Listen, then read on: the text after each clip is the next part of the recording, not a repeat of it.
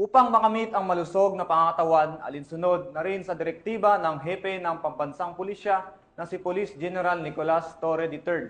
Pinangunahan ni Police Brigadier General Dindo Reyes, ang Acting Regional Director ng Police Regional Office 1, ang Police Tenix sa Camp Lejeune, Oscar M. Florendo.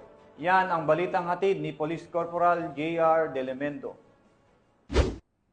Upang magkaroon ng malusog at fit na pangangatawan at alinsunod na rin sa direktiba ni Police General Nicolas D. Torre III, Chief PNP, ay pinangunahan ni Police Brigadier General Dindo R. Reyes, Acting Regional Director ng PRO1, ang Police Tenix sa Camp Brigadier General Oscar M. Florendo. Ang nasabing programa ay nagbibigay ng oras at pagkakataon sa mga miyembro ng PNP na mapalakas ang pisikal na aspeto na magriresulta sa malusog na pangangatawan. Naniniwala ang kapulisan ng PRO1 na kung may malakas at malusog na pangangatawan ay mas magagampanan nila ng epektibo, epesyente at maayos ang kanilang mga tungkulin sa pang-araw-araw. Maliban sa kalakasan at kalusugan na naidudulot ng pag-eehersisyo ay nagkakaroon na rin ng bonding moments ang mga miyembro ng PRO1 na nagpropromote naman ng camaraderie at magandang koordinasyon sa trabaho. Aktibo ding nakikiehersisyo sa aktibidad na ito ang iba pang miyembro ng command group ng PRO1, regional staff, mga PCOs at PNCOs, kasama na rin ang mga non-uniform personnel. Mula dito sa Ilocos Region, ako ang inyong PNN correspondent, Police Corporal J.R. Delmendo, alagad ng batas,